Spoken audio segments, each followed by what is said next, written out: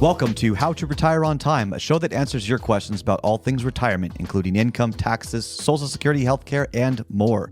This show is an extension of the book, How to Retire on Time, which you can grab today on Amazon or by going to www.howtoretireontime.com. My name is Mike Decker. I'm the author of the book, How to Retire on Time, but I'm also a licensed financial advisor, insurance agent, and tax professional, which means when it comes to financial topics, well, we can pretty much cover it all. Now, that said, please remember this is just a show. Everything you hear should be considered informational, as in not financial advice. If you want personalized financial advice, request your wealth analysis by going to www.yourwealthanalysis.com. With me in the studio today, Mr. David Franson. David, thanks for being here. Yes, glad to be here. David's going to be reading your questions, and I'm going to do my best to answer them. You can text your questions in at any time this week to the number. Save this, put it in your phone right now, 913-363-1234. Again, that's 913-363-1234. Or you can email them to heymike@howtoretireontime.com. Let's begin. Hey, Mike, what is the best option for your reservoir? Trick question. Yeah. There is no such thing as a perfect investment product or strategy. So it's going to be, when do you start deliberately preparing for retirement? So based on what I've seen, based on my research, if you want the best growth, best cash growth over the long-term period of time, I have found, and you're going to be surprised by this, Okay. that indexed universal life insurance is many times the way to grow your cash value faster with that protection than most any other vehicle I've found. Now, life insurance, it's not an investment.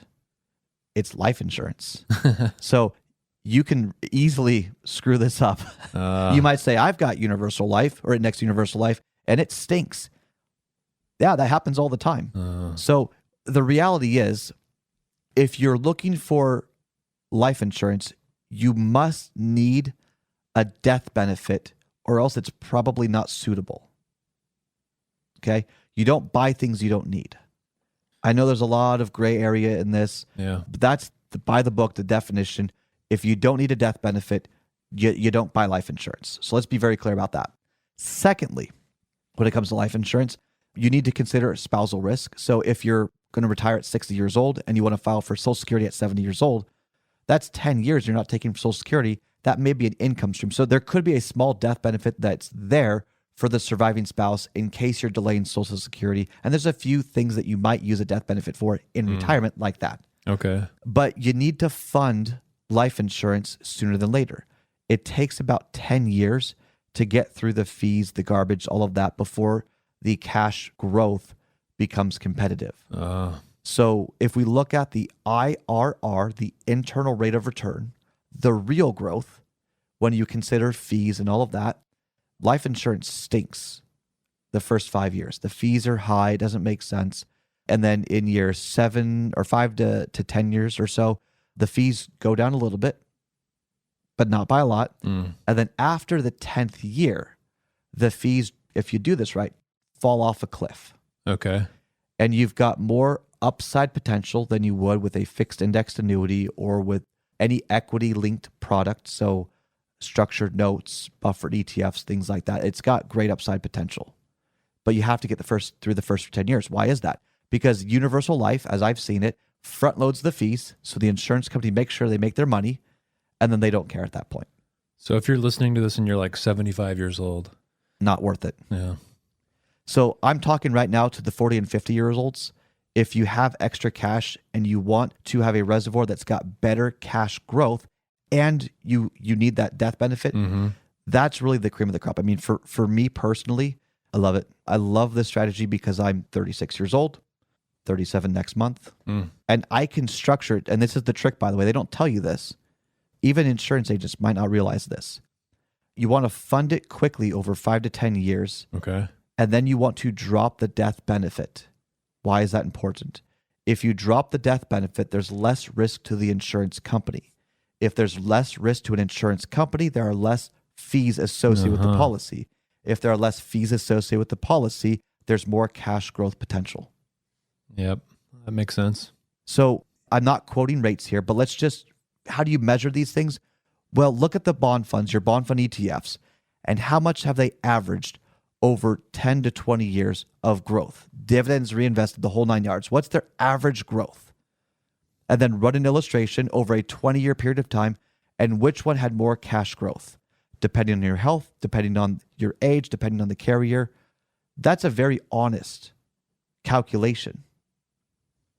And then you can determine for yourself, is it right or not? But if it's structured correctly, if you lower the death benefit, if you have time to fund it, by tracking the dollar amount that's accessible to you. And people hate this. Mm-hmm. People hate it because they don't want to believe it. People hate when I say this because there's no way that could be true, because they don't want it to be true, because they've been told their whole life, life insurance sucks. Mm-hmm. Whole life is what they're used to. Universal life has been structured not so well for many, many years. But if I'm to be a fiduciary, my job is to tell you the comparative analysis between the dollar amounts that you have access to generate income from in the future. My job is to tell you the differences of different investments or products that offer principal protection.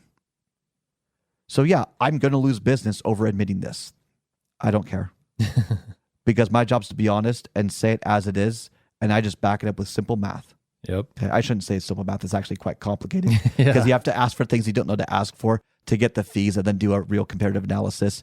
Anyway, but that's the point. So the best one is there. Now, I want to point out a theme here.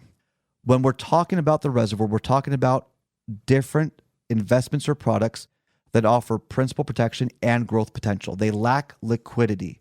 There's really two groups in this.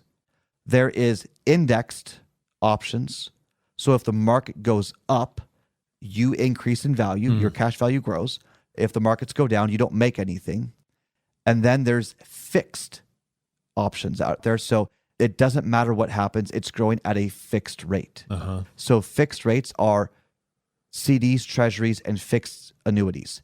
The rate is predetermined. It's growing at a certain rate. It is what it is. Mm-hmm.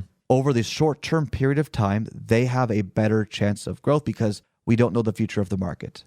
But when you look past 5-10 years, index products, because they have market participation, have more growth potential, but you're taking some risk because they're not guaranteed to grow at a certain rate. They're only going to grow if the markets go up. There's no way to cheat the system here. Right. That's why you blend these things together. Does that make sense? Mm-hmm. Totally. So in my mind, if we're looking at this from a most growth potential to least growth potential of all the different products, assets, investments that will be out there, I have found that if it's structured right, Index Universal Life might be one of the better ones of the reservoir options. Then it's going to be fixed indexed annuities. If you pick the ones that do better cash growth with no fees, not the ones that have better income options. Okay. And that's a whole conversation unto itself. All right. Then you've got structured notes, buffered ETFs, so the security side of things.